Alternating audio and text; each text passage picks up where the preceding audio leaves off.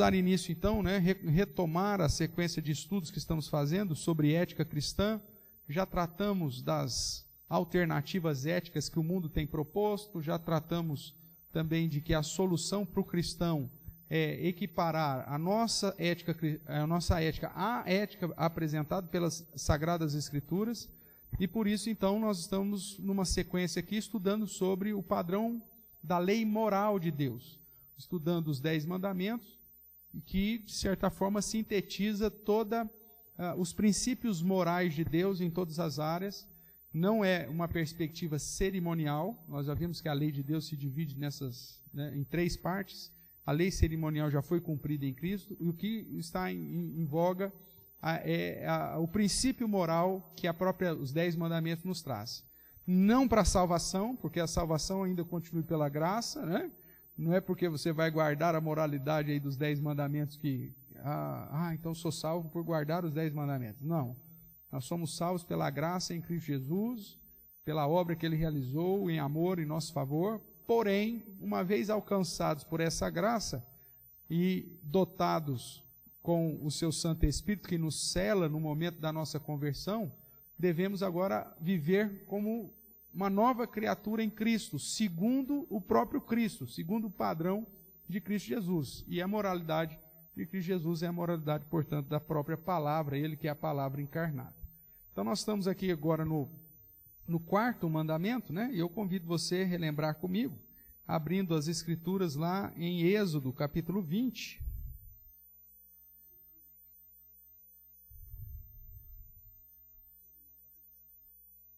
Do verso 8 a 11. Deixa eu já deixar aqui no slide que nós estávamos.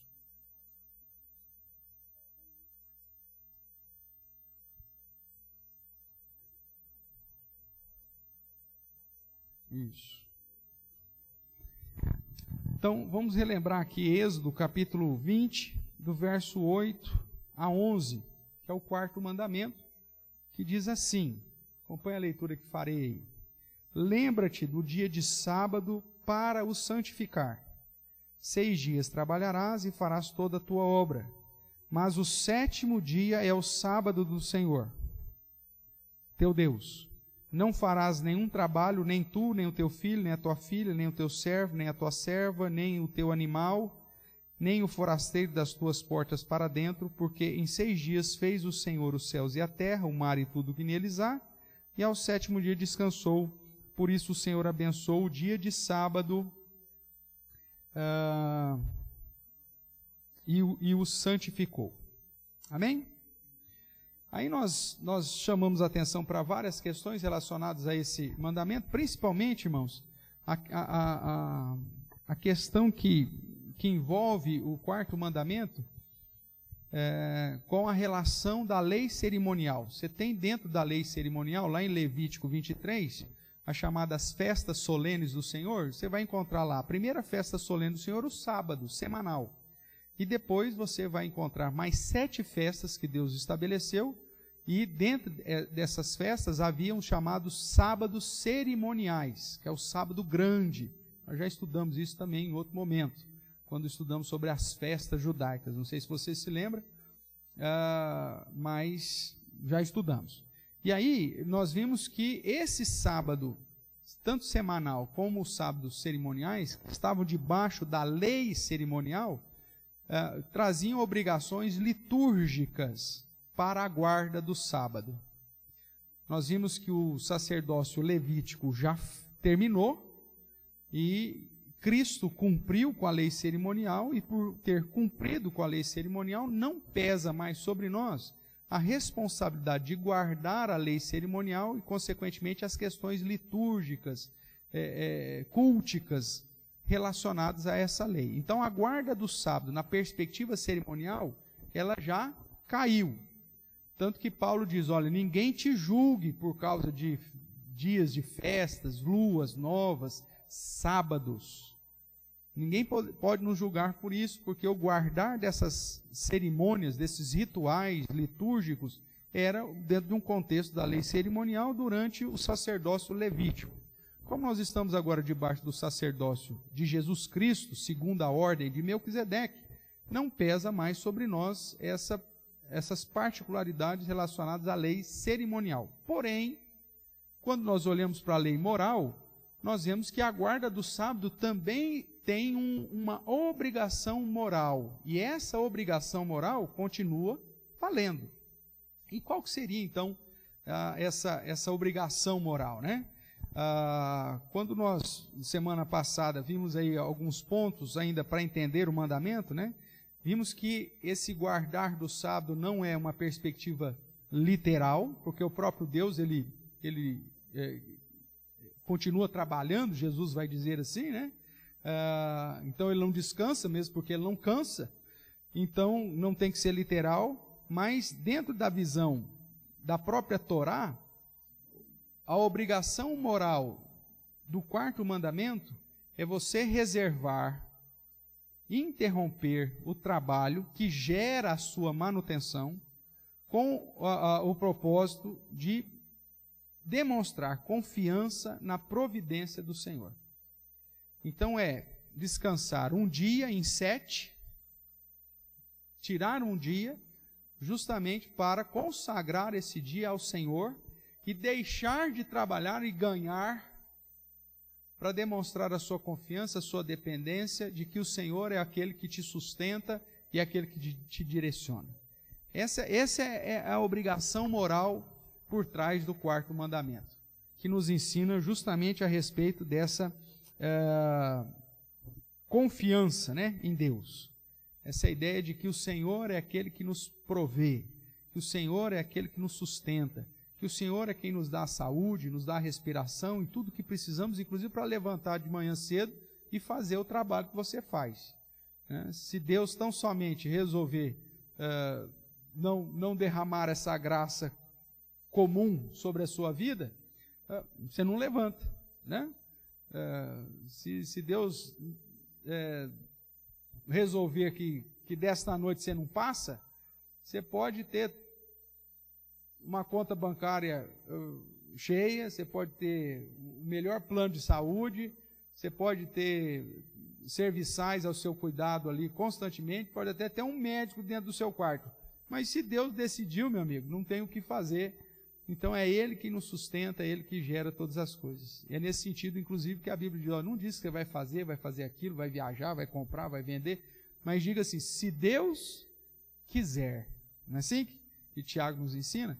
Então a ideia de que a provisão, a nossa existência vem da ação soberana, graciosa de um Deus que derrama da sua graça comum. E o que é graça comum? É a graça de Deus tanto sobre justos e injustos, né? A chuva, o sol, né? o tempo do plantio, o tempo da colheita, tudo isso faz parte daquilo que nós chamamos de graça comum de Deus. Isso vem sobre crentes e descrentes, né?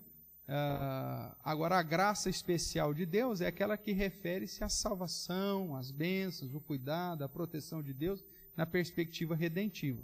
Então, mas a graça comum vem sobre todos. E nós que cremos em Deus, reconhecendo que essa graça comum é que nos possibilita trabalhar, então tiramos um dia para glorificar ao Senhor e demonstrar a nossa confiança na provisão do nosso Deus. Então, como nós vimos a semana passada, né, nesses versos que estão aí na projeção, no slide 21, Samuel, não sei se você está passando lá para a turma, mas nós vimos aí, é Deus quem nos garante o sustento. Se Deus não abençoar, meu amigo, já era. O sábado era a ideia de trazer um alívio da escravidão. Por quê? Porque o princípio tanto cerimonial quanto moral do sábado, colocava todo mundo em pé de igualdade. Não era só o patrão que não ia trabalhar. Ele não podia trabalhar, ninguém da sua casa, nenhum dos seus empregados, e nem mesmo os seus escravos, e nem mesmo os seus animais. Era tudo para colocar todo mundo na mesma dependência do Senhor.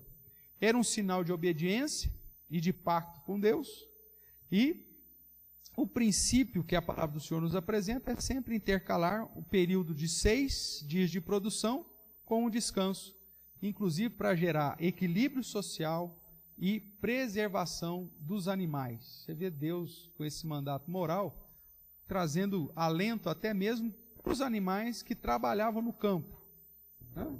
Mesmo porque nenhum deles podia trabalhar nesse dia de descanso. Então, fechando, né, o que nós tratamos a semana passada, nessa citação aí, em suma, ou em resumo, o Antigo Testamento ratifica a ordenança da criação, que é legalmente sancionada nos 10 mandamentos, no Decálogo. O sábado, portanto, é parte imprescindível como tempo para a busca diferenciada de Deus, referindo-se ao mandato espiritual, como oportunidade de descanso e comunhão do ser humano com seu próximo, expressando aí o cumprimento do mandato social, e como sinal de que Deus é a fonte da garantia de todo o desenvolvimento e do sustento humano, cumprindo assim o mandato cultural. Então, a obrigação moral atrás do quarto mandamento é nos conduzir, irmãos, a depender e confiar no Senhor ao ponto de tirar um dia da nossa semana para consagrar, para santificar ao Senhor, sabendo que Ele é quem nos sustenta. Tudo bem até aqui? Então vamos lá. Entrando no propósito da aula de hoje, né? Quais são os benefícios em guardar o quarto mandamento, pastor? Lembrando que, primeiramente, quando nós olhamos para o quarto mandamento na perspectiva puramente humana, é só prejuízo. É um dia menos de trabalho, é um dia menos de ganho, é um dia menos de produtividade, né? Então, ainda mais dentro do contexto capitalista, você pensar em parar um dia por semana, você está deixando de ganhar, você está deixando de produzir, você está deixando de ajuntar, de enriquecer. Então, humanamente falando, parar um dia em 7 é prejuízo. Mas será que traz benefícios? E quais benefícios traz na visão bíblica? Então vamos lá. O primeiro benefício de guardar o quarto mandamento, ou esse dia de descanso, é que isso eleva e dignifica o ser humano, até mesmo o escravo na antiguidade. O fato de que o patrão tinha que descansar um dia e de que não podia permitir que ninguém trabalhasse na sua propriedade, dignificava até mesmo o escravo. Colocava, como eu disse, todo mundo em pé de igualdade. Colocava a criação, né, em pé de igualdade. Nem a mula trabalhava, nem o boi, a vaca trabalhava. Então, todo mundo tinha que parar. É a ideia de um mandamento moral para quebrar o tupete humano. Para colocar o homem no seu devido lugar e em igualdade com o outro. Porque na perspectiva de superioridade, é muito fácil o patrão chegar para os empregados e falar: vocês vão trabalhar amanhã. Eu não venho, mas vocês vão trabalhar amanhã. Não é assim? Coloca alguém de gerente para cima dos demais funcionários e ele vai descansar, vai pescar, vai viajar, vai, sei lá, fazer o quê, dormir até mais tarde, mas pelo posicionamento de superioridade, então ele deixa todo mundo trabalhando, produzindo para ele. E aí, de repente, com essa obrigação moral do quarto mandamento, ele não pode fazer isso. Porque ele tem que colocar todo mundo em descanso. Né? E dignifica o menor. Dignifica aquele que está servindo. Né? E dentro dessa perspectiva, nós temos ainda um avanço, né, na questão moral e do entendimento moral, que é justamente, pelo menos na maioria dos casos, né, deveria ser assim para todos, infelizmente não é, mas é o descanso remunerado. Quem é funcionário público sabe do que eu estou falando. Ele não trabalha, mas ele recebe. Então, a ideia de dignificar, né? Então, deveria ser essa perspectiva. Um outro ponto, um outro benefício de guardar o quarto mandamento é que ele exalta a liberdade do homem. Mas como assim, pastor? Se ele está impondo uma lei moral que proíbe ele de trabalhar num dia, como que exalta a liberdade do homem? Né? Em que sentido o Catecismo Maior quer dizer que exalta a liberdade do homem? Que é a liberdade da escravidão do trabalho, irmãos. Porque se a gente não tomar cuidado, nós nos escravizamos. Nós mesmos colocamos sobre nós uma taxa de produtividade e uma responsabilidade de fazer as coisas, que se não é Deus determinando que naquele dia eu não vou fazer, eu ao invés de me ver livre, eu me escravizo. E tem gente que, mesmo com todo esse entendimento moral, ainda se coloca e não consegue ficar parado um dia que se quer, né? E não consegue santificar ao Senhor. Ele fala assim, tá bom, eu não vou na empresa, mas tá ali, ó, já mandando e-mail, já mandando WhatsApp, já não sei o que, já pensando, não sei o que. Irmãos, isso é prejudicial para você mesmo. Na verdade, mostra que você não tem liberdade, você está preso.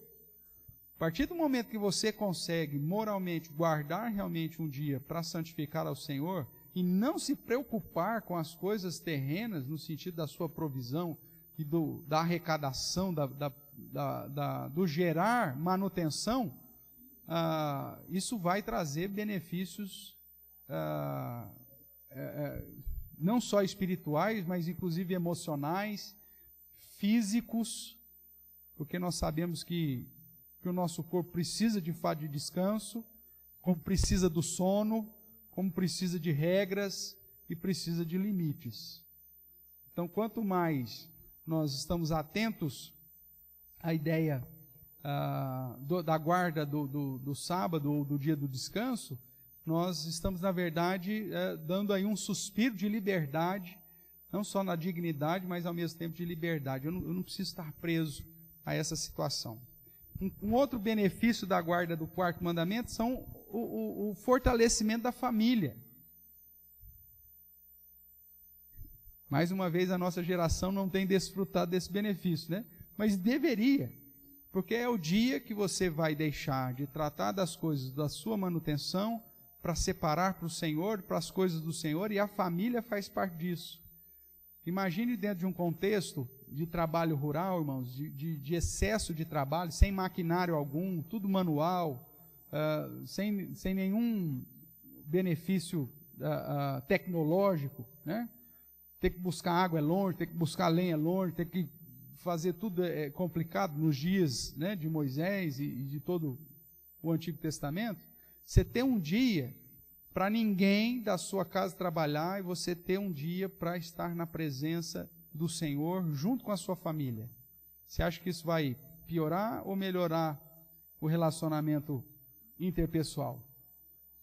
O pai que não tem tempo, né, de ficar com os filhos, de conversar com a esposa, de tratar de ensinamentos, de instruções para os filhos, tem agora a oportunidade de um dia separado para ser exemplo para esses filhos, para ensinar os filhos a respeito do temor a Deus, da comunhão com Deus, da responsabilidade em servir a Deus, e ao mesmo tempo estar junto, né? Porque nem o pai podia trabalhar, nem o filho, nem a filha, nem ninguém, então eles tinham que reservar aquele tempo para se consagrarem ao Senhor juntos. Isso trazia um benefício de fortalecer os laços familiares.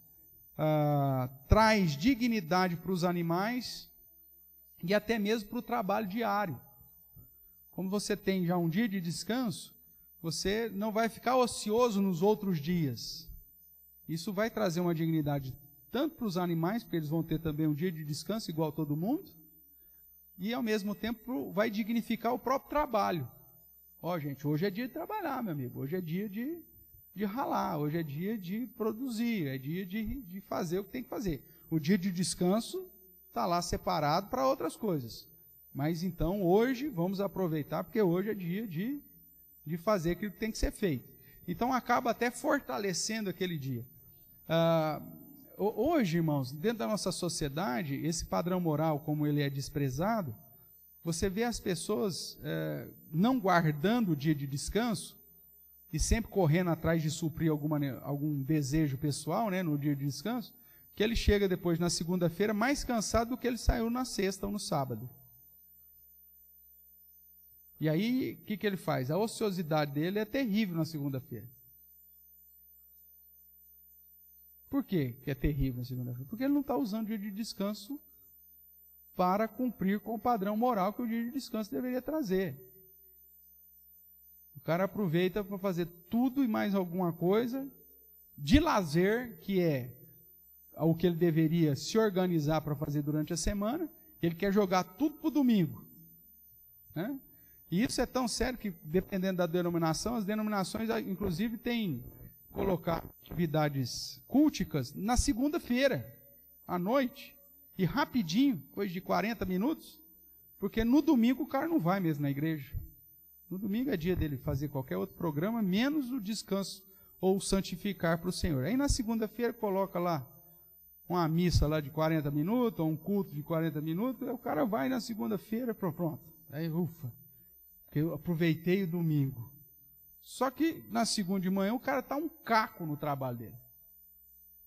Bebeu todas e mais um pouco, né? Em vez de santificar o sábado para o Senhor, ele, na verdade, corre atrás dos seus próprios ídolos, do seu próprio coração, das inclinações da sua carne, come que nem um porco, bebe que nem um javali, e aí na segunda-feira dorme que nem uma preguiça. Aí fica ali, só na ociosidade. Agora com home office, então, pelo amor de Deus. Aí não consegue produzir nada. Aí depois não produz, é mandado embora. Ah, por quê? Meu amigo, você não guardou o dia de sábado, cara. Ou o dia do descanso, que é o sinônimo que a gente tem usado, para fazer aquilo que realmente deveria ser feito, para que você pudesse descansar, cuidar das coisas do Senhor, santificar, estar junto com a família, congregando, para estar na segunda-feira tranquilo, produzindo aquilo que você realmente deveria produzir, aquilo para qual você foi contratado para produzir. Mas não. Como eu falei na reunião de oração, né? A geração da desgraça da graça, né? Aproveita tanto a misericórdia e a graça de Deus que acaba pondo tudo a perder. Então, cuidado com isso. A guarda do dia de descanso traz benefícios. E ainda é um padrão moral a ser observado. O que mais? O dia de descanso, irmãos, estabelece um pacto moral de gratidão, de confiança e de obediência para com Deus, reconhecendo Ele como nosso Senhor e nosso Criador. Então, assim como Ele criou os 6 dias, descansou a ideia, ó, Deus me criou, é Deus que providencia, é Deus quem cuida, é Deus que sustenta, é Deus que direciona, é Deus que me anima, é Deus que me fortalece, é Deus que abençoa a minha saúde. Então, ter um dia reservado para santificar ao Senhor, reforça e estabelece esse pacto de gratidão, confiança, obediência ao Senhor. Quanto menos noção eu tiver da minha dependência de Deus, mais vai ser o meu desprezo com a obrigação moral do dia de descanso.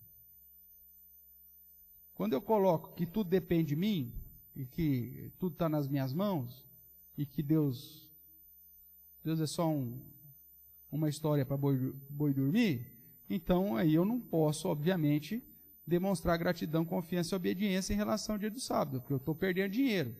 Então aí eu vou tentar fazer com as minhas próprias forças. Irmãos, isso vai trazer prejuízo espiritual, físico, emocional, social, familiar, ou seja, só traz prejuízo.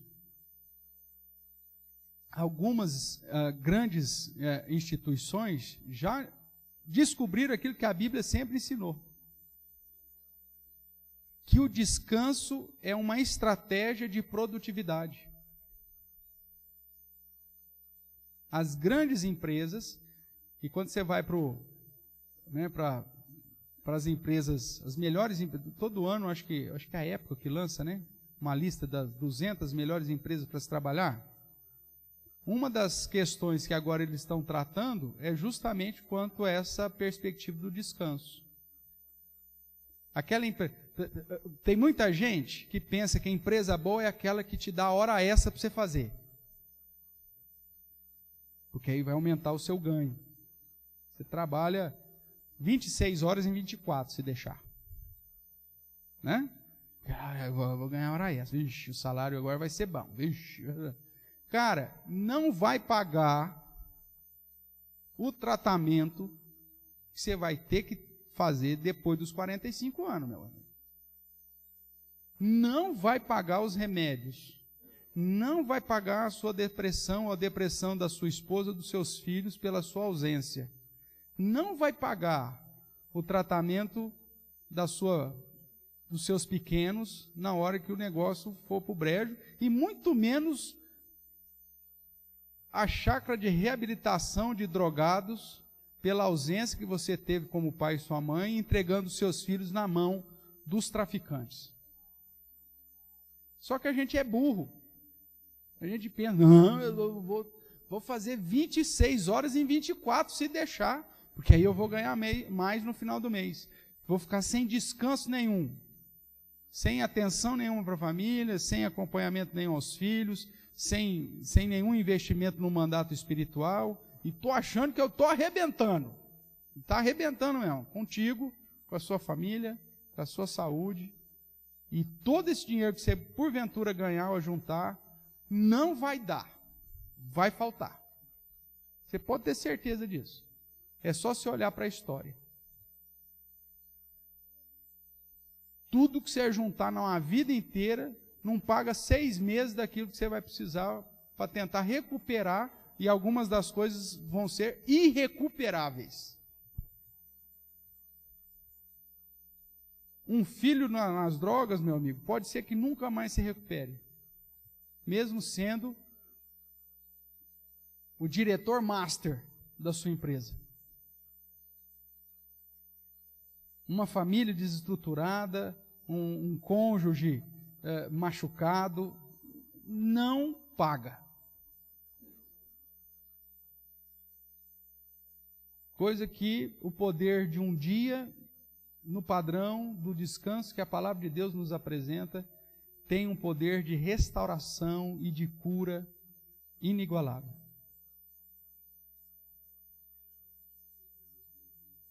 Deus, quando estabelece no seu padrão moral um dia de descanso em cada 7, irmãos, Ele quer nos libertar de nós mesmos.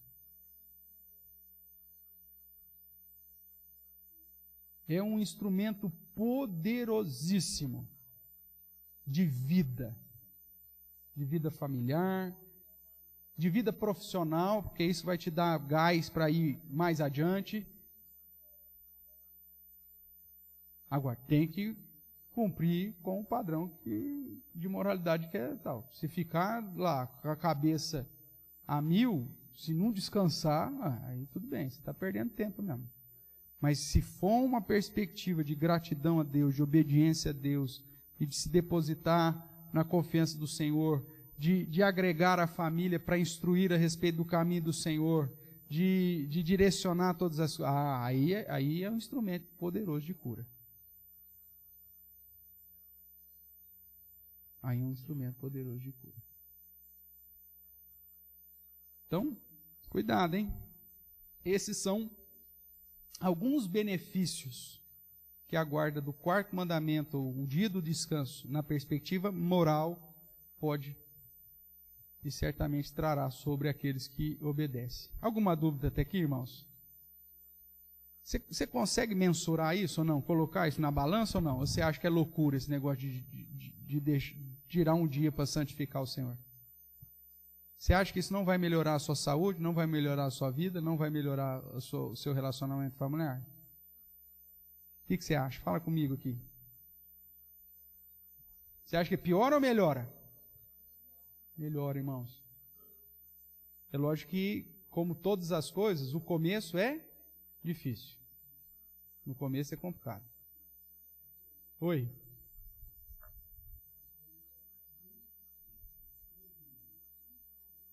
Hoje em dia não se faz mais.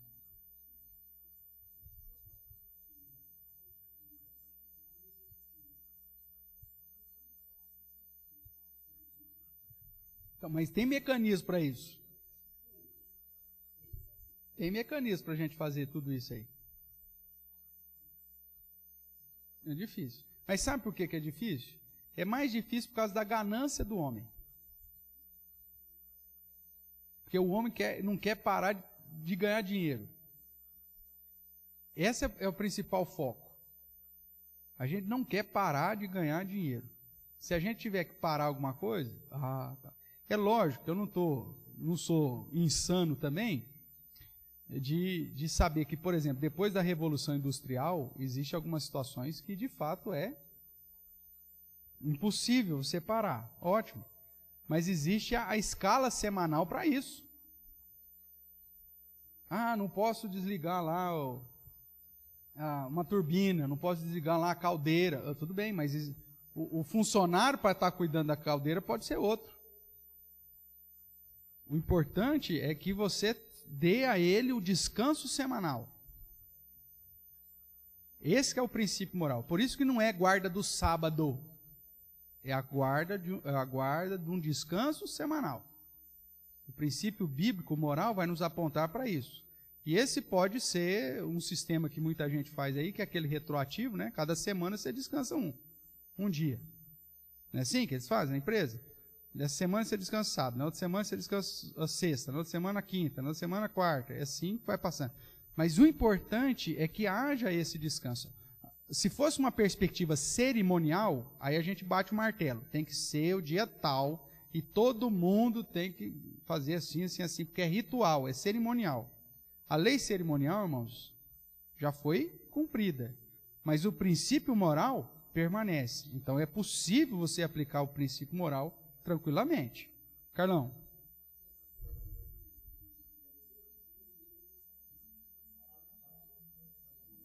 Sim. Mesmo no povo de Israel isso não acontecia.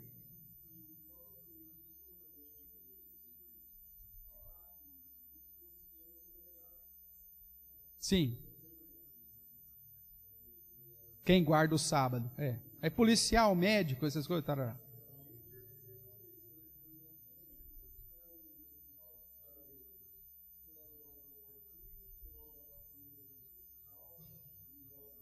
Sim. Sim, né, então. É por quê? Porque o foco para eles é a questão cerimonial. Então tem que ser o sábado, o pôr do sol da sexta até o pôr do sol. Ninguém faz nada. Só que ele mesmo precisa dos outros para poder sobreviver. Então veja, até dentro dessa evolução, vamos dizer assim, da humanidade, Deus, quando cumpre a lei cerimonial, ele não exige mais a guarda do sábado na perspectiva cerimonial, ele já nos isenta desse tipo de problema. Porém, o princípio moral permanece. Nós ainda, individualmente, carecemos de um dia de descanso na semana. E quando fazemos isso para o Senhor, fazemos numa perspectiva de trazer benefícios para nós mesmos. Não sei se eu estou sendo claro aqui. Tranquilo? Tudo bem, irmãos? Então, o foco que nós queremos dar é a perspectiva da obrigação moral. Então, como se eu vai falar, mas tem que dar comida para o animal. Mas você não precisa ser o C. Manda o outro. Na outra semana, você manda o outro. Na outra semana, porque a perspectiva cerimonial exigia parar tudo, todos ao mesmo tempo. Aqui nos 10 mandamentos, você vê que há um ajuntar da lei moral com a lei cerimonial. Quando cai a lei cerimonial, essa perspectiva do dia único, onde todo mundo para, que era litúrgico, cerimonial, cultico, não tem mais obrigação. E o que fica então? Qual que é a essência que fica então do quarto mandamento na perspectiva moral? Um descanso em 7. Estou sendo claro aqui, irmãos? Tudo bem? Então tá, vamos caminhar mais um pouquinho. Então, princípios aí para gerarmos esse entendimento bíblico. Então, antes de prosseguirmos, né, precisamos definir alguns limites aí para nos auxiliar na nossa interpretação, que vai chegar nisso que eu acabei de falar. Primeiro, que existe uma unidade bíblica entre o Antigo Testamento e o Novo Testamento. Se o Novo Testamento diz que em Cristo a lei cerimonial foi cumprida, que o sacerdócio levítico caiu, e que agora nós estamos seguindo o sacerdócio segundo a ordem de Melquisedeque, em Cristo Jesus, o nosso sumo sacerdote, toda a perspectiva cerimonial, inclusive no texto do Decálogo, deixa de ter função. E eu preciso estar ciente disso. O Novo Testamento traz luz às sombras que o Antigo Testamento me apresentava. Se eu ficar preso às sombras, eu não entendo a luz. É assim que Paulo vai me ensinar depois. Tudo bem até aqui? Então, essa unidade. Tudo, então, o que o Novo Testamento não revoga, permanece efetivo hoje. A moralidade continua. A questão cerimonial foi revogada. Cristo já cumpriu. Não é que ela deixou de ser exigida, ela foi cumprida. Então não tem porquê de ser cumprida de novo. Os princípios permanecem mesmo quando há uma mudança no sinal ou na prática externa. Eu não tenho mais a obrigatoriedade cerimonial litúrgica, mas o princípio, se não foi revogado no Novo Testamento, esse continua valendo e permanece. Eu devo obedecê-lo. E eu tenho que entender também, colocando aí esses limites, né, para a nossa interpretação, que alguns assuntos são definidos por inferência, com o apoio da prática da igreja primitiva. O que é inferência? Vamos lá, vou falar que vai estar pequenininho aqui, não sei se você vai ler, mas inferência. Operação intelectual por meio da qual se afirma a verdade de uma proposição em decorrência da sua ligação com outra já conhecida como verdadeira. Então, inferência. Eu não preciso que o Novo Testamento me diga, por exemplo, que as mulheres podem tomar Santa Ceia. Ai, pastor, mas por quê? Vamos pensar comigo. Quando Jesus instituiu a Santa Ceia, quem que estava com ele? Os 12. Tinha mais alguém? Não, a Bíblia não registra. Diz que estava ele e os 12. Os 12 era tudo o quê? Tudo? Homem, Benjamim. Aí, ó. Tudo homem. Tinha alguma mulher lá no meio? Não, não tinha. Só tinha homem. Aí alguém pode chegar e falar assim, olha, então a Santa Ceia, só quem pode participar dela são os homens. Ou o que é pior, chega um outro mais ainda e fala assim, não, e só liderança, porque só foi os 12. Jesus já tinha enviado 70, já tinha cerca de 120 pessoas lá acompanhando ele, mas só foi os 12. Então Santa Ceia só vai, quem tomar Santa Ceia só é presbítero e diácono que vai tomar Santa Ceia. O resto fica olhando.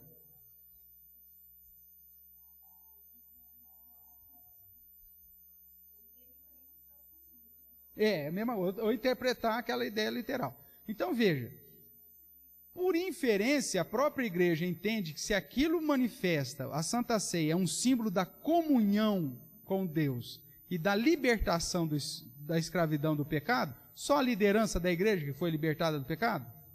Não, todos os crentes em Cristo. Então, por inferência, a igreja começa a praticar que a ceia é partilhada entre todos os crentes, líderes ou não, homens e mulheres. Tudo bem? Então, tem algumas situações que vão ser aplicadas por inferência. Você não vai ter uma palavra explícita determinando dê ceia para as mulheres. Mas a lógica natural e coerente e coesão com toda a Escritura é que se a gente não der ceia para as mulheres, nós estaríamos cometendo um grande erro. Ficou claro isso aqui, irmãos? Então, essa inferência nos ajuda a compreender algumas práticas que a igreja assumiu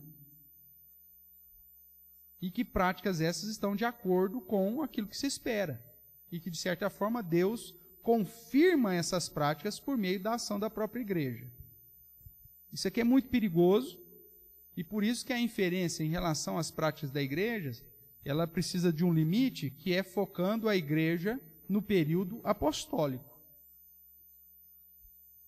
Porque após o período apostólico, a igreja pode começar a se desviar e depois usar essa ideia da inferência para começar a colocar práticas dentro dela. E aí isso é desvio.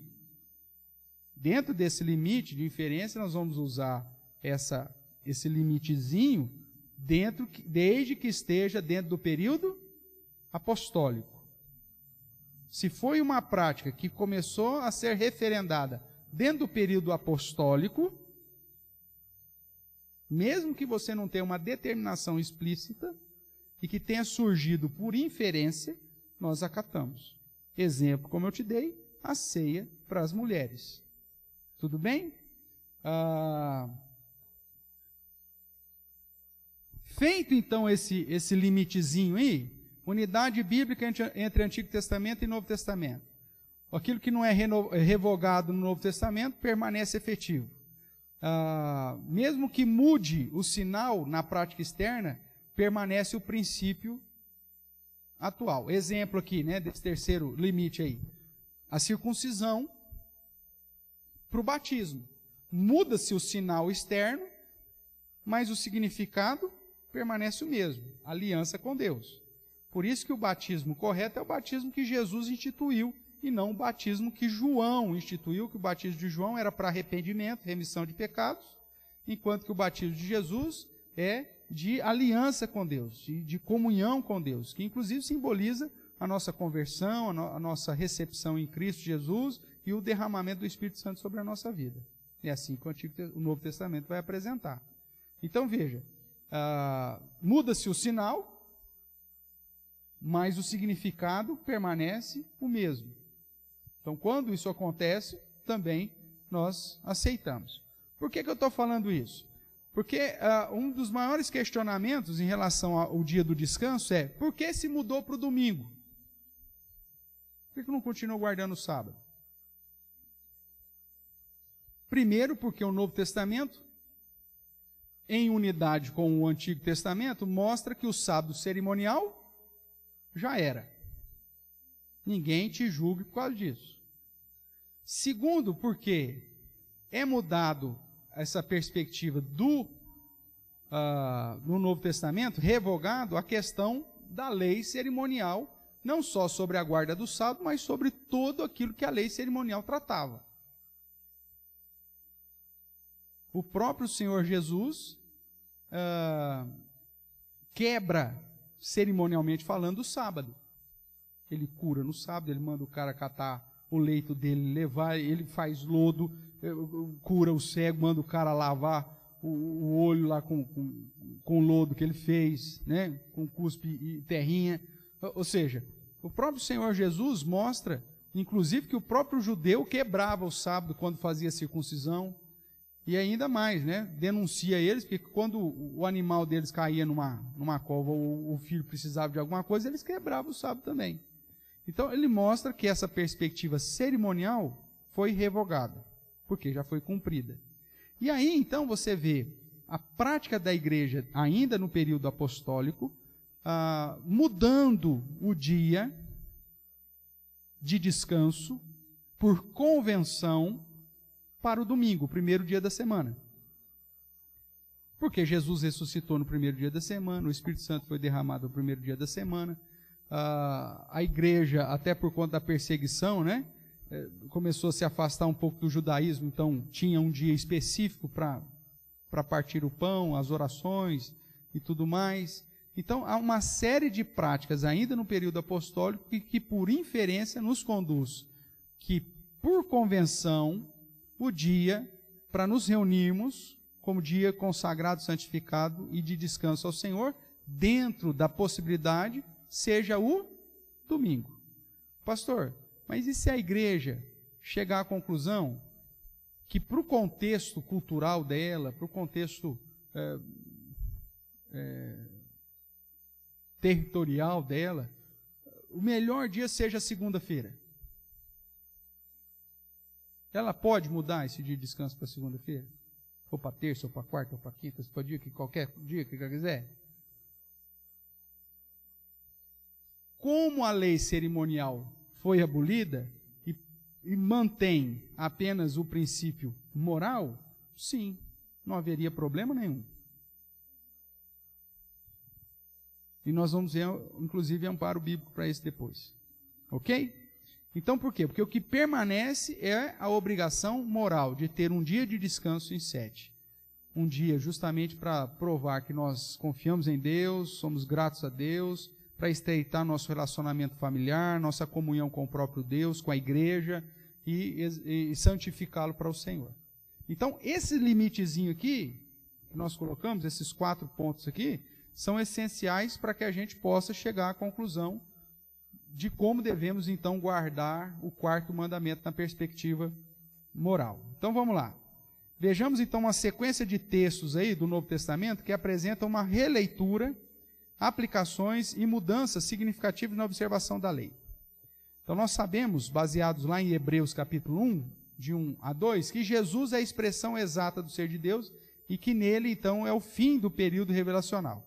Então, que Jesus, o Filho, ele veio cumprir, mas também revelar um novo entendimento sobre a lei.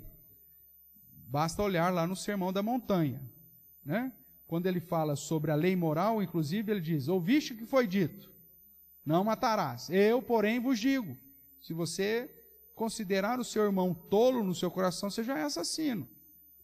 Ouviste o que foi dito, não adulterarás. Eu, porém, vos digo, se olhares com intenção impura, pronto, já adulterou.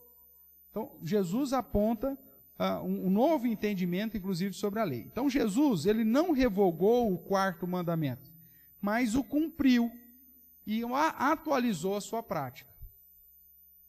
Então, quando ele se apresenta como Senhor do sábado, ele cumpre toda a lei cerimonial, pagando na cruz e satisfazendo, né, durante o seu ministério terreno, todo o peso que a lei cerimonial exigia da gente.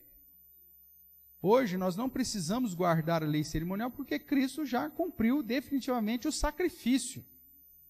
Porém, ele mantém a perspectiva moral. Se ele tivesse dito assim: ouviste o que foi dito, não adulterarás. Eu, porém, vos digo, está tudo liberado. Opa, aí ele revogou. Ouviste o que foi dito, não matarás. Eu, porém, vos digo, não leve desaforo para casa. Opa, revogou. Mas não, ele dá uma releitura e coloca até um peso moral maior. Porque aí ele tira aquela interpretação puramente literal. Né? Eu não tive relação sexual com outra mulher. Então eu não adulterei. Só dei uns amassos nela. Só fiz o que eu achei que devia, mas não tive relação sexual com ela. Jesus pega e dá um up nessa perspectiva moral, que ele diz o seguinte: ó, meu amigo, adulterar não é só você ter relação sexual com ela, não. Se você olhar com intenção, você já está frito. Opa, mudou. Uma nova leitura, colocando um peso não cerimonial, mas um peso moral. Então, eu preciso estar atento a isso. E em relação ao 4º mandamento, é a mesma ideia. Não é simplesmente uma perspectiva literal, e você, meu amigo, inclusive cortar na sexta-feira o papel higiênico para não ter o trabalho de ter que cortar o papel higiênico, se porventura você precisar usar no sábado. Olha só. Não é a perspectiva cerimonial que você tem que, inclusive, contar quantos passos você está dando, porque se você ultrapassar determinado número de passos, você está quebrando cerimonialmente aquele dia. Tomar cuidado de quantas vezes você engole a saliva, porque senão você vai... Entendeu? Então, Jesus quebra essa ideia cerimonial e literal de uma interpretação puramente ritualística e dá uma perspectiva puramente moral. Quando ele diz, inclusive, que você tem que usar o dia de sábado, ou ele usa o dia de sábado, para fazer o bem para o próximo. Quando ele cura as pessoas no dia de sábado, quando ele está confrontando os fariseus a uma prática puramente religiosa ritualística, vazia, e dizendo o seguinte: meu amigo, se você está santificando um dia de descanso para o Senhor, você vai fazer coisas que glorificam o nome dEle. Você vai ter práticas e mesmo atividades, mas que apontem para a sua dependência de Deus e para a honra e glória desse Deus. De uma maneira muito mais viva do que nos outros dias, porque nos outros dias você vai estar correndo atrás do seu próprio pão. Mas nesse dia é um dia que você tem para investir mais tempo na causa do Senhor e em atividades que glorifiquem o nome do Senhor. Por isso a ideia das atividades culticas no domingo, que seria o dia de descanso, pelo menos da maioria. Que é justamente para que você tenha atividades que exalte e glorifique o nome do Senhor. Isso é santificar o dia de descanso. Se for para ter um dia de descanso, para você ir se cansar de fazer lazer, opa, aí não é dia de descanso.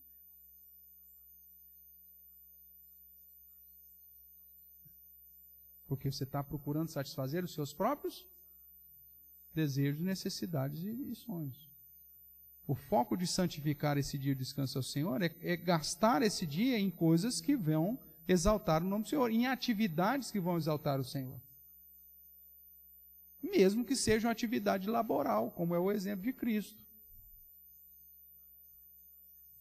Mas é uma atividade, um serviço que ele faz, que não gera reconhecimento financeiro para ele, mas ao mesmo tempo glorifica a Deus, curando uma mulher que estava 18 anos encurvada, curando o outro que estava cego, e por aí vai. Então veja, a perspectiva moral que Jesus dá ultrapassa a questão religiosa, ritualística e literal da interpretação da lei cerimonial. O pastor falou que eu tenho que descansar um dia em sério. Laborais, comerciais, e me envolver em atividades que glorificam o Senhor e que até mesmo assiste o meu próximo, como Cristo fez. Olha a mudança, a guinada da visão moral que Jesus dá. De 1 a 14.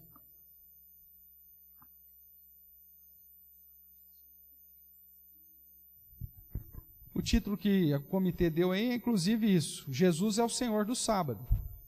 Então, Mateus capítulo 12, ele vai dizer assim: por aquele tempo, em dia de sábado, passou Jesus pelas searas. Ora, estando seus discípulos com fome, entraram a colher espigas e a comer. Os fariseus, porém, vendo isso, disseram: eis que os teus discípulos fazem o que não é lícito fazer em dia de sábado.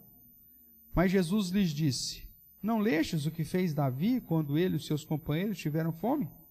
Como entrou na casa de Deus e comer os pães da proposição, os quais não lhes era lícito comer, nem a ele, nem os que com ele estavam, mas exclusivamente aos sacerdotes? Ou não lestes na lei que aos sábados os sacerdotes no templo violam o sábado e ficam sem culpa? Pois eu vos digo, aqui está quem é maior que o templo. Jesus está falando aqui que é maior não que os sacerdotes. Porque ele poderia falar, os sacerdotes quebram o sábado e ficam sem culpa. Está aqui quem é maior que o sacerdote. Porque o nosso sacerdócio é o sacerdócio de Melquisedeque, uma ordem superior. Mas não, ele já vai na goela. Ele não é maior que o sacerdote, ele é maior que o próprio templo. E o templo representava, irmãos, a ideia de Deus presente conosco. E aí o que mais que ele fala? Pois eu vos digo, aqui está quem é maior que o templo. Mas se vós soubesseis o que significa misericórdia quero e não holocaustos, não teríeis condenado inocentes. Porque o Filho do Homem é Senhor do sábado. É a Ele que nós temos que glorificar com o dia de descanso. Essa é a ideia. Atitudes ou práticas de vida que vão exaltar e glorificar o Senhor do sábado. Verso 9. Tendo Jesus partido dali, entrou na sinagoga deles. Achava-se ali um homem que tinha uma das mãos ressequida. E eles, então, com o intuito de acusá-lo, perguntaram a Jesus: é lícito curar no sábado? Todo mundo sabia que não era. Ao que lhe respondeu: qual dentre vós será o homem que, tendo uma ovelha, e num sábado essa cair numa cova, não fará todo o esforço tirando-a dali? Ora, quanto mais vale um homem do que uma ovelha? Logo, é lícito nos sábados fazer o quê? Fazer o bem. Então disse o homem ao homem: estende a mão. Estendeu-a e ela ficou sã como a outra. Retirando-se, porém, os fariseus conspiravam contra ele sobre como lhe tirariam a vida. Veja, a ideia, portanto, do princípio moral na guarda do sábado não é deixar de fazer isso ou deixar de fazer aquilo, não comer isso ou não comer aquilo, ou não fazer essa atividade ou não fazer aquilo outro. Mas o princípio moral é de glorificar o Senhor do sábado, inclusive fazendo aquilo que ele chama aqui de fazer o bem. Então, atividades, irmãos, nesse dia de descanso, que está fora da sua, muitas vezes da sua atividade laboral, mas que são exercidas para socorrer o necessitado, para estender a mão para o aflito, para glorificar o nome do Senhor, que é o Deus do sábado, ou o Senhor do sábado. Tudo bem nesse sentido? Então, o que o cara fala? Ah, então, mas aí é só o culto. Não, às vezes você vai ter atividade. Se chegar alguém aqui no domingo, que é o nosso dia de descanso, né, o sábado cristão, como alguns dizem. Pastor, eu tô morrendo de fome e eu não tenho nada em casa e não tenho gás. Amigo, o gás não vai ter jeito, eu vou ter que comprar em algum lugar, velho. O cara fala, estou morrendo de fome, você fala, não, eu vou te dar de comida. Ainda tolerável. Mas vai resolver o problema do cara? Não. Ele vai precisar do quê? Do gás. Aí eu vou lá, passo na mercearia, sei lá, eu na onde, e compro um gás para o cara. O adventista vai falar que eu vou para o inferno. Jesus disse que eu fiz o bem. Você vai ficar do lado de Jesus ou do grupo que segue um padrão de religiosidade aí literal? E o que de fato está valendo? Holocausto ou a misericórdia? O que Jesus diz aí? Misericórdia quero e não holocausto. Então, esse entendimento moral prevalece sobre a questão ritualística, religiosa e cerimonial. Tudo bem até aqui? Tá ficando mais claro ou está complicando, irmãos? Dá um feedback aí. Tá bom? Então, beleza. Marcos 2, 27.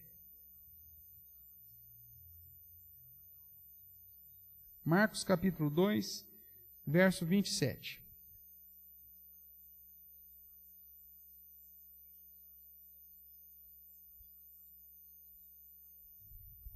Eu vou ler aqui o verso 23 em diante para que você entenda aí, né? É a mesma ideia lá. Jesus vai citar a mesma situação que os discípulos tinham colhido espigas. Os fariseus falaram que aquilo que eles estavam fazendo não era lícito fazer no dia de sábado. Verso 25, Jesus lembra o que Davi fez, né? Se viu em necessidade, teve fome, ele e seus companheiros. Como entrou na casa de Deus, no tempo do sumo sacerdote Abiatar, e comeu os pães da proposição, que não era lícito comer, senão os sacerdotes, e deu também os que estavam com ele. E acrescentou: o sábado foi estabelecido por causa do homem, e não o homem por causa do sábado. De sorte que o Filho do Homem é Senhor também do sábado. Veja, irmãos, quando a ênfase está na religiosidade e numa prática cerimonial, ritualística e literal, ao invés de nos libertar, isso nos escraviza. E é justamente isso que Jesus diz, que o sábado ele foi criado justamente para conduzir o homem à liberdade, e não para aprisioná-lo mais.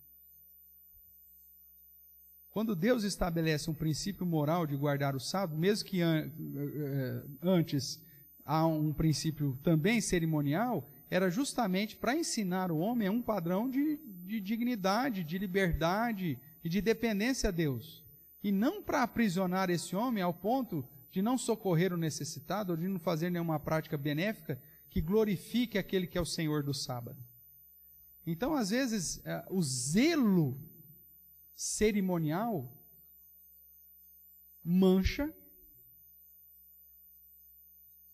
a misericórdia que o próprio Deus estabeleceu como sinal da sua presença no meio do seu povo.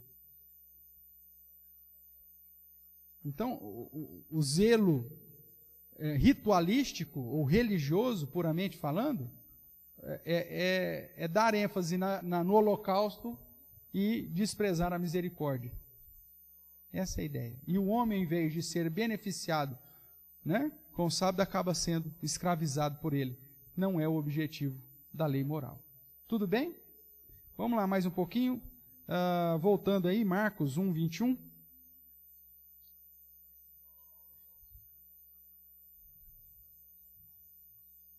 Aqui temos o caso de um endemoniado, né?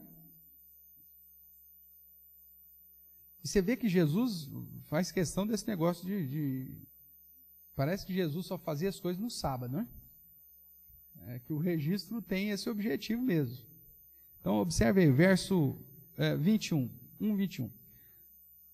Depois, entrando em Cafarnaum, e logo no sábado, foi ele ensinar na sinagoga. E aí ele está lá ensinando, barará. E aí o verso 23 diz que não tardou de que aparecesse na sinagoga um homem possesso de espírito imundo, do qual bradou: que temos nós contigo, Jesus Nazareno? Vieste para perder-nos? Bem sei quem és, o Santo de Deus. Mas Jesus o repreendeu, dizendo: cala-te e sai desse homem. Então o espírito imundo, agitando violentamente e bradando em alta voz, saiu dele. Todos se admiraram ao ponto de perguntar entre si: que vem a ser isto? Uma nova doutrina? Com autoridade ele ordena os espíritos imundos e eles lhe obedecem.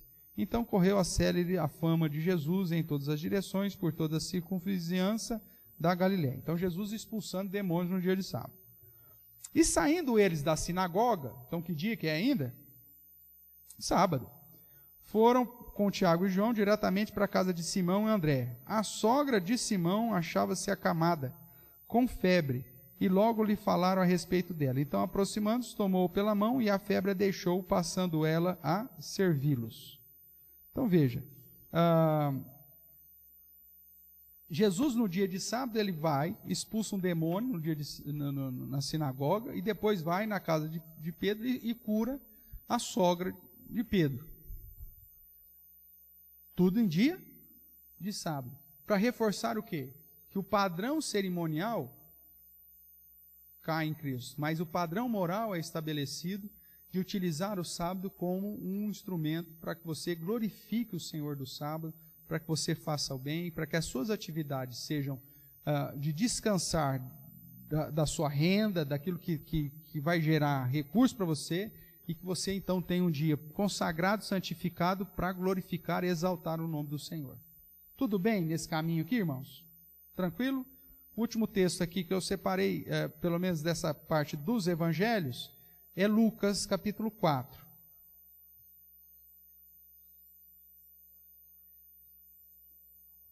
Lucas 4, verso 16.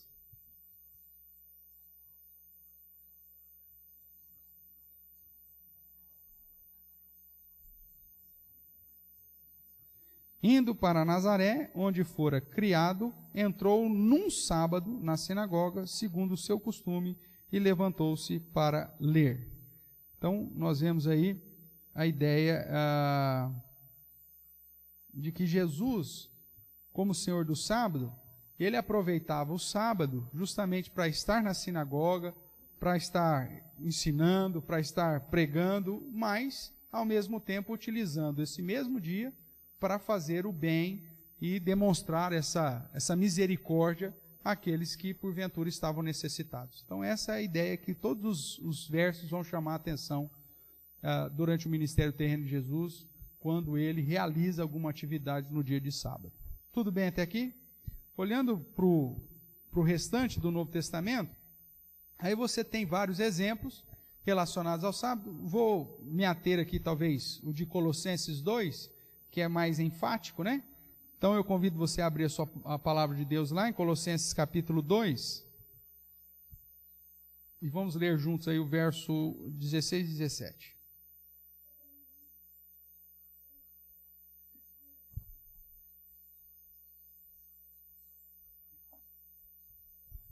Todos acharam? Colossenses capítulo 2, verso 16 e 17. Vai nos dizer assim, todos. Ninguém, pois, vos julgue por causa de comida e bebida, ou dia de festa, ou lua nova, ou sábados, porque tudo isto tem sido sombra das coisas que haviam de vir, porém o corpo é de Cristo. E esses sábados aqui, os adventistas vão falar, não, ele está falando só dos sábados, festas, então refere-se aos sábados cerimoniais, porque os sábados cerimoniais era festa. Se você vai lá para a fonte, abra lá, Levítico 23, você vai ver que o sábado cerimonial também era festa. Né? Então, quando ele põe sábados aqui no plural, refere-se ao sábado semanal e também aos sábados cerimoniais. Então, o cara diz que o pior cego é aquele que não quer ver, então se o cara não quer ver, então fazer o quê, né? Mas o que a Bíblia diz é isso. Então veja aí, ó. Não vai nem pelo título. O título está As Festas Solenes do Senhor, verso 23. Mas despreza aqui o título. Vamos para o texto sagrado. Disse o Senhor a Moisés, fala aos filhos de Israel e diz-lhes, as festas fixas do Senhor que proclamareis serão santas convocações. São estas as minhas festas. A primeira, 6 dias trabalhareis, mas o 7º será o sábado de descanso solene, santa convocação, nenhuma obra fareis, é sábado do Senhor em todas as vossas moradas. Aí, se 6 dias trabalhareis, eu paro o sábado, eu estou falando de que sábado? Sábado semanal, que segundo a revelação do Senhor é uma festa fixa, fazia parte da lei cerimonial. Como depois você vai ver a Páscoa, pães asmos, primícias, Pentecostes, trombetas, expiação e tabernáculos.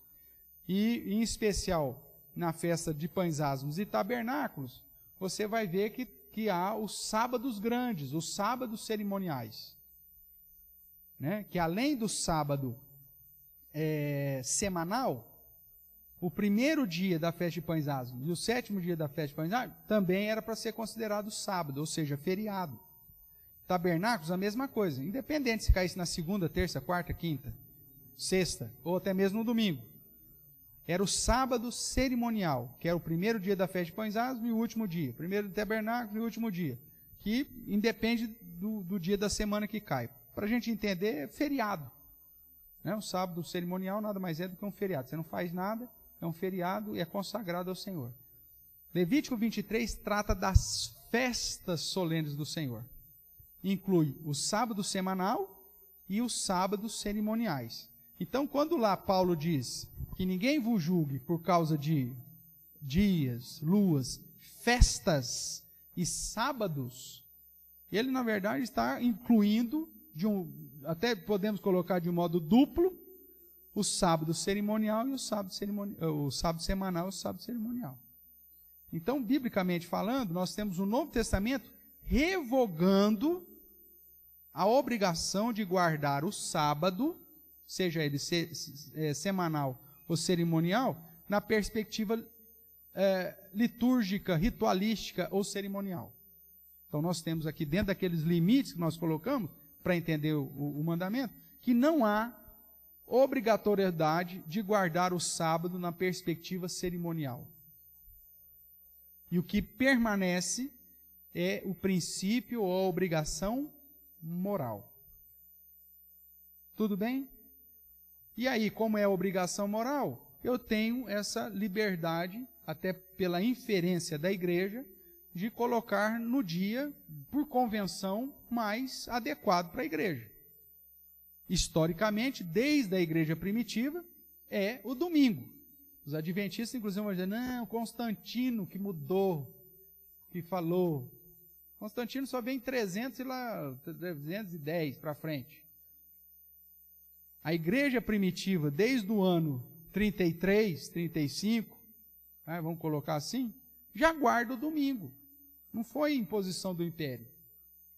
Foi uma prática que a igreja cristã, desde o início, entendeu que seria mais adequada, uma vez que não tem mais a obrigação de guardar o sábado cerimonial, e sim um sábado de consagração e santificação ao Senhor.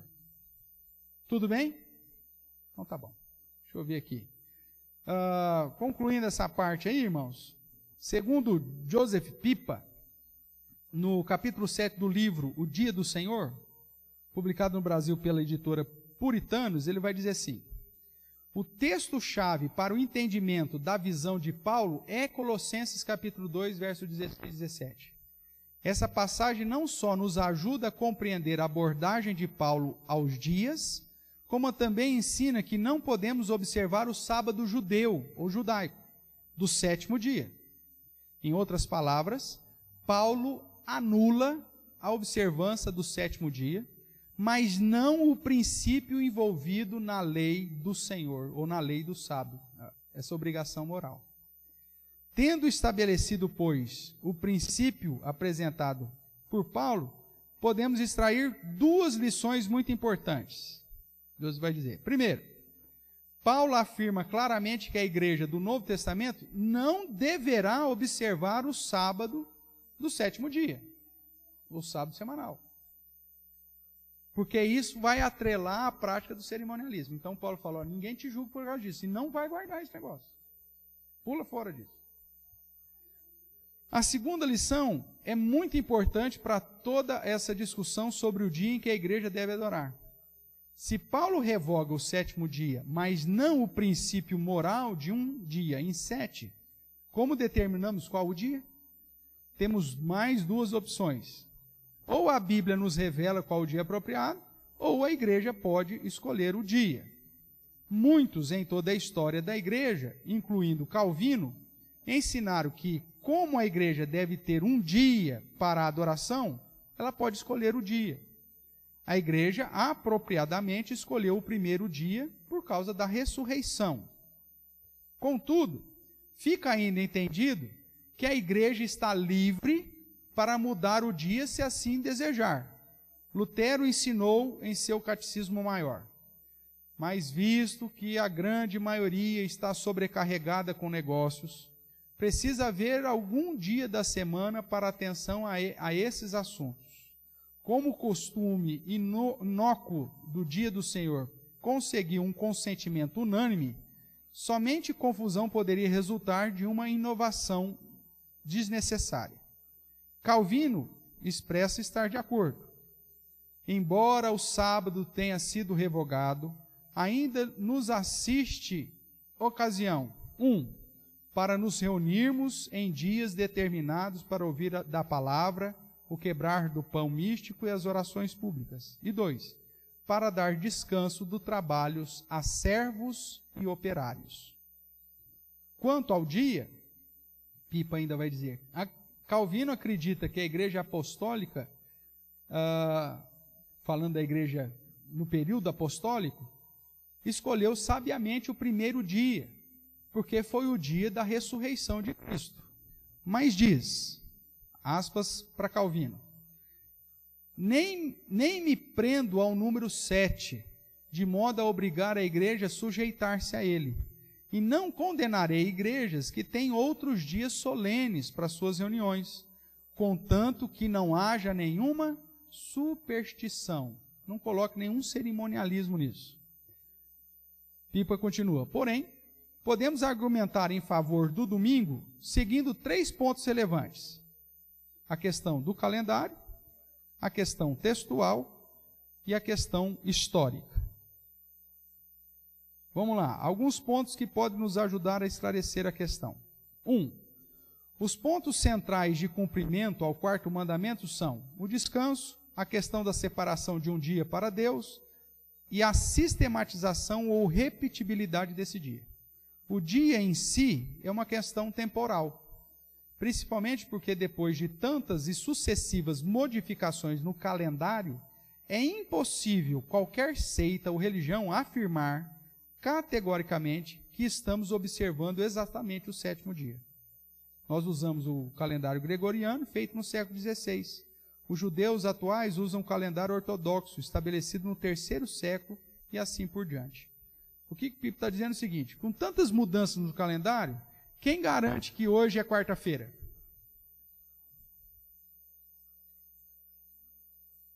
O nosso calendário diz que hoje é quarta-feira.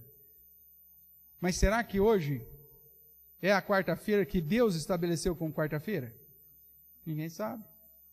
Com tantas mudanças de calendário, como que você sabe que agora o próximo dia 12 é sábado, de fato?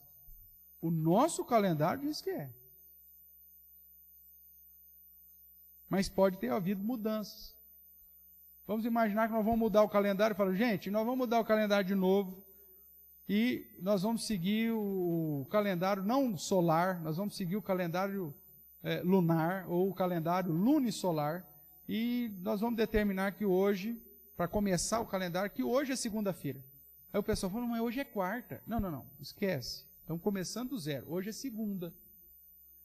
E aí, por convenção, chega-se nesse calendário que hoje é segunda. Bom, tudo bem. E aí, como que fica? Como saber que agora, se o sábado é sábado mesmo?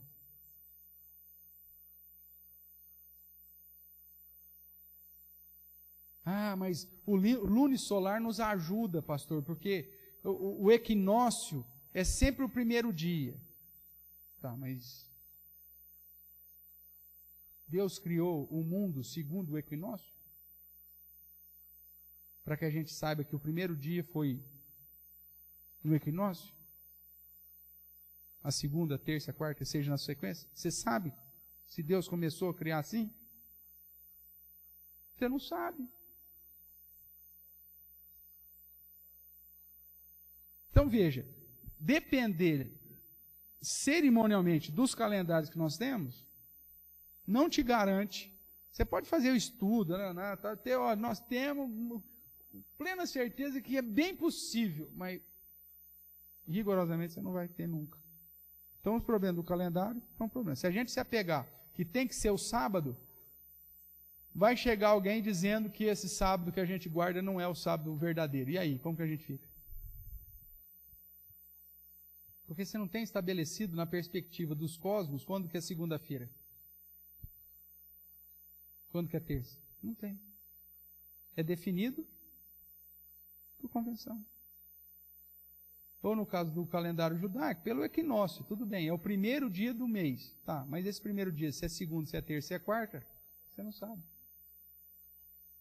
Como que vai ser? Então veja, essa questão do calendário é complicada. Segundo, questão textual, do Novo Testamento e histórico. Os principais eventos da era cristã ocorreram no domingo. Jesus ressuscitou no domingo, primeiro dia da semana, João 21. Jesus apareceu aos 10 discípulos também. Jesus apareceu aos 11 discípulos no domingo. O Espírito Santo desceu no dia de Pentecoste, que era um domingo, o dia imediatamente ao sábado. E nesse mesmo domingo, o primeiro sermão sobre a morte e ressurreição de Jesus foi pregado por Pedro com 3.000 novos convertidos, quase 3.000 novos convertidos. Em Trode, os crentes se ajuntaram para adorar no domingo. Paulo instruiu os crentes para trazer as suas contribuições no primeiro dia de semana, domingo. Jesus apareceu a João em Patmos no primeiro dia da semana, domingo.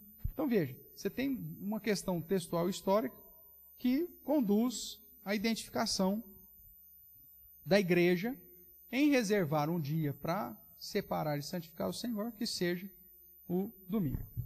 Os escritos da igreja primitiva, desde a epístola de Barnabé, ano 100, até o historiador Eusébio, ano 324, confirmam que a igreja cristã, inicialmente formada por judeus e gentios, guardavam conjuntamente o sábado e o domingo.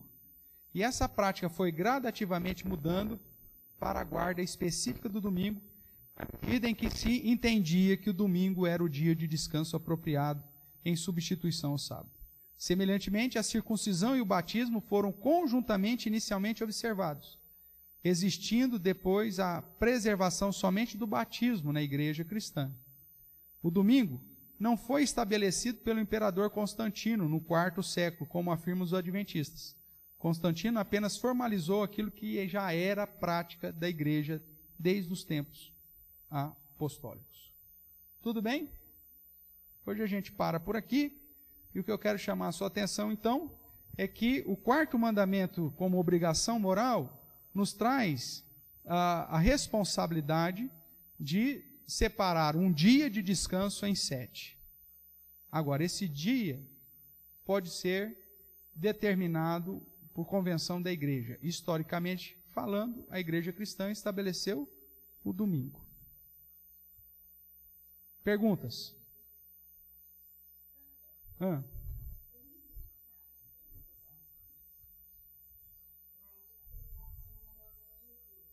Uhum.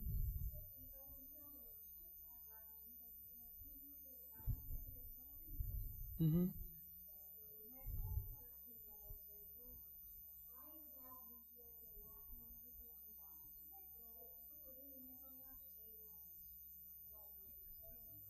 Tá. Sim, sim.